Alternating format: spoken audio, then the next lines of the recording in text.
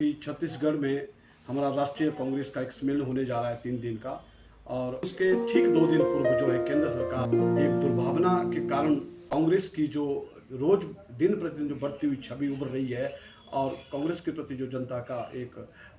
Nature बदला जा रहा है, उसको टारपीडो करने के लिए केंद्र सरकार कोई ना कोई बहाना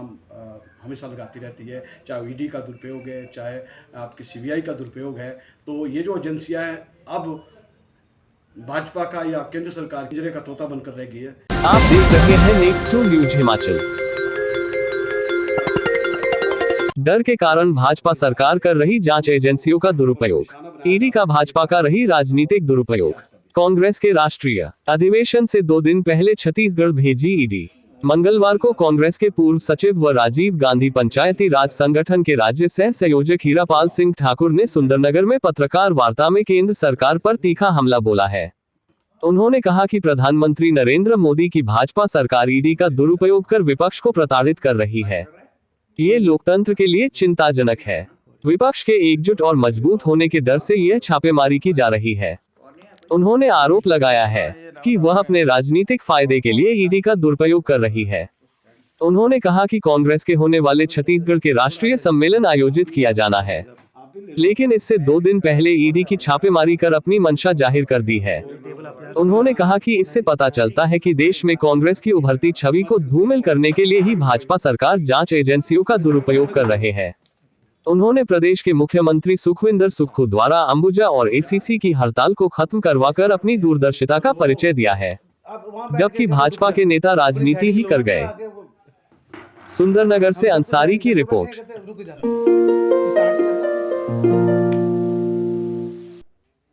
क्योंकि छत्तीसगढ़ में हमारा राष्ट्रीय कांग्रेस का एक सम्मेलन होने जा रहा है 3 दिन का और अधिवेशन है वो 23, 24, 25। तो उसके ठीक 2 दिन पूर्व जो है केंद्र सरकार ने वहाँ ईडी के छापे डालना एक दुर्भावना के कारण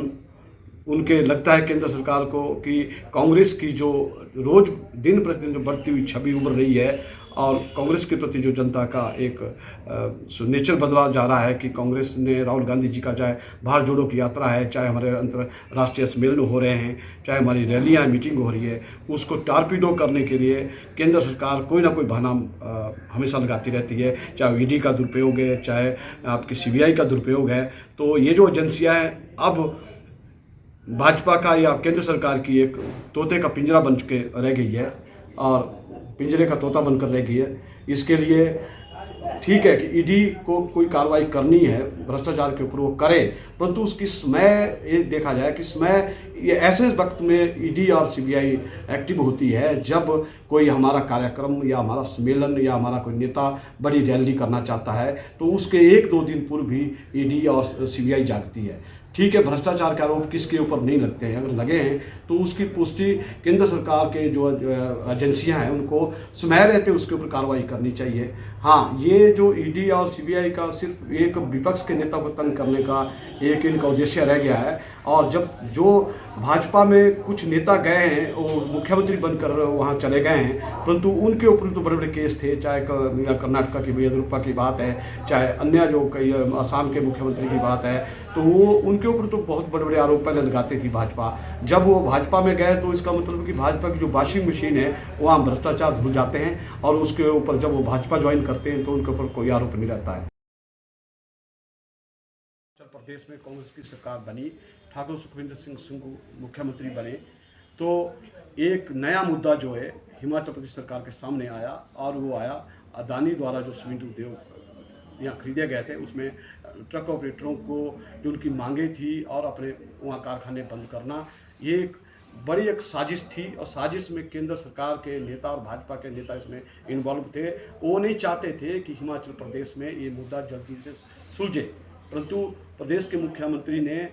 हड़ताल के दूसरे दिन ही शुरुआती दौर से बात कर दी थी। उन्होंने ये कहा था कि ट्रक ऑपरेटरों के साथ मेरी सरकार और मैं साथ हूँ, उनका जो भी कोई नुकसान होगा उसमें मेरी सरकार, और जो अदानी ग्रुप की वजह से कोई नुकसान होगा तो हमारी सरकार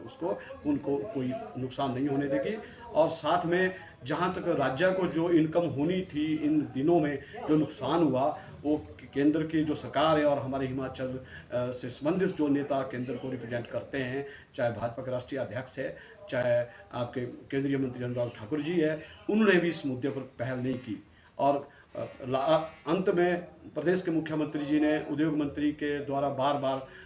चर्चा के लिए बुलाए गए ट्रक ऑपरेटर यूनियंस को, और लास्ट में जो है शिवरात्रि के एक दिन बाद जब पिछले कल ही इस मुद्दे पर बात हुई तो आम सहमति ट्रक ऑपरेटरों में बन गई, जिससे ट्रक ऑपरेटरों का जो नुकसान हुआ है तो उनको एक आशा जगी है कि हमारी गाड़ियाँ दोबारा चलेगी, और उसमें सभी लोग मान गए। अदानी ग्रुप का जो अधिकारी थे वो भी मान गए। सरकार ने मध्यस्थता करके ठाकुर सुखविंदर सिंह सुक्खू जी ने इसको बड़ा संजीदगी से लिया, और मैं इस सारा श्रेय ठाकुर सुखविंदर सिंह मुख्यमंत्री हिमाचल को देता हूँ। साथ में अदानी ग्रुप के जो सीईओ है या उनके जो लोग हैं उनकी मध्यस्थता से या ट्रक ऑपरेटरों के आपस में जो तालमेल हुआ और समझौता हुआ, ये हिमाचल की जनता और ट्रक ऑपरेटरों के हित में हुआ, और आने वाले 1-2 दिन में फैक्ट्री शुरू हो जाएगी, और ट्रक ऑपरेटर जो हमारे लोकल जो बहुत ज़्यादा है उनकी भी समस्या हल होगी, और अन्य जो उसके साथ जुड़े हुए उद्योग है, चाहे किसी मैकेनिक है, चाहे आपके पेट्रोल पंप है या कोई और है, उनका रोजी रोटी का, या मैकेनिक है उनका रोजी रोटी का एक साधन खुल गया है।